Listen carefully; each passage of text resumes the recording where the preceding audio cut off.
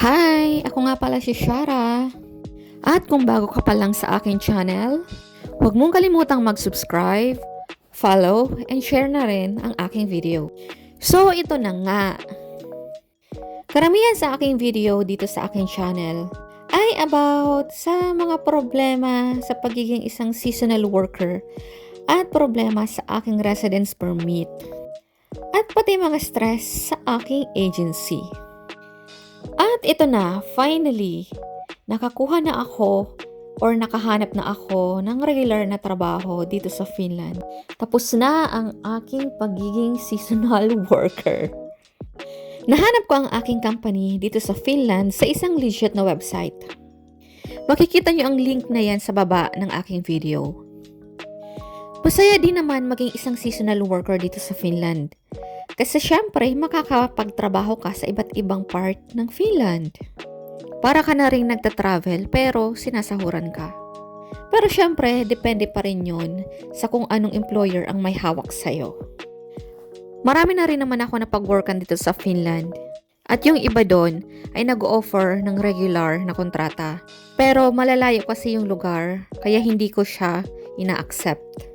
Mas gusto ko yung medyo malapit sa city, malapit sa hospitals, sa school, sa pharmacy, and syempre sa mga supermarket.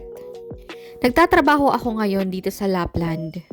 Ang Lapland ay isang probinsya dito sa Finland. Ito yung place kung saan nakatira si Santa Claus. Marami kasing turista kapag winter season dito. Sobrang busy. Pero syempre, paldong-paldo ka rin naman sa sahod. Basta hindi ka lang maarte at lagi mong kinukuha yung mga bakanteng oras. Na-hired ako bilang isang hotel receptionist dito sa Finland. Nag-ooperate sila dito sa Lapland. May mga branches din sila sa ibang part ng Finland. Pero dito ako inassign sa Lapland. Isa akong receptionist/waitress. Kapag wala akong ginagawang trabaho sa reception, kailangan kong tumulong bilang isang waitress. Minsan, mag-isa ako sa duty, lalong-lalo na kapag panggabi.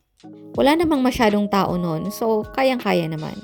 Isa pa, walang masyadong papakisamahan, walang masyadong ingay, walang masyadong stress. Sarili ko lang yung galaw ko, walang mangingialam. O diba? Saan ka pa? Since regular worker ako dito, pinrocess nila ang aking working permit visa.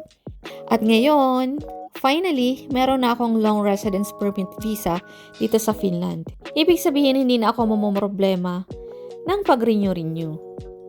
Alam nyo, sinamahan ko talaga ng dasal. Maraming dasal na sana magkaroon na ako ng permanenteng trabaho dito sa Finland.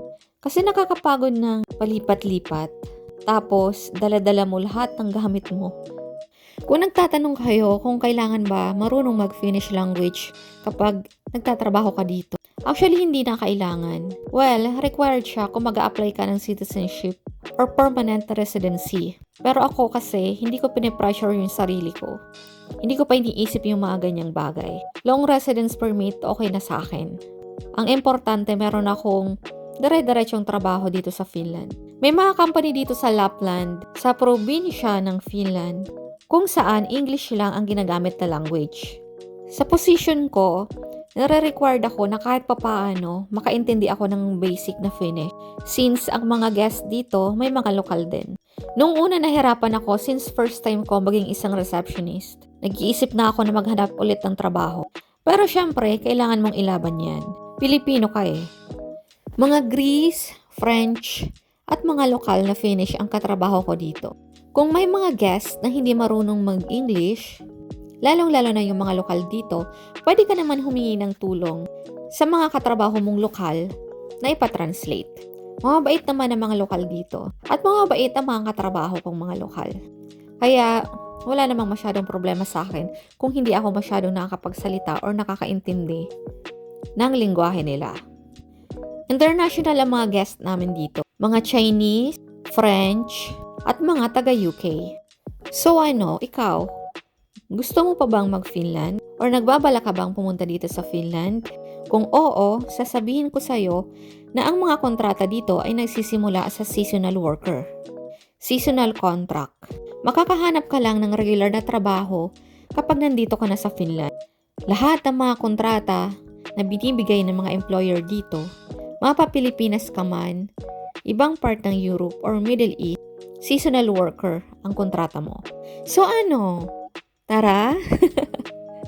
Please subscribe and follow for more kwento.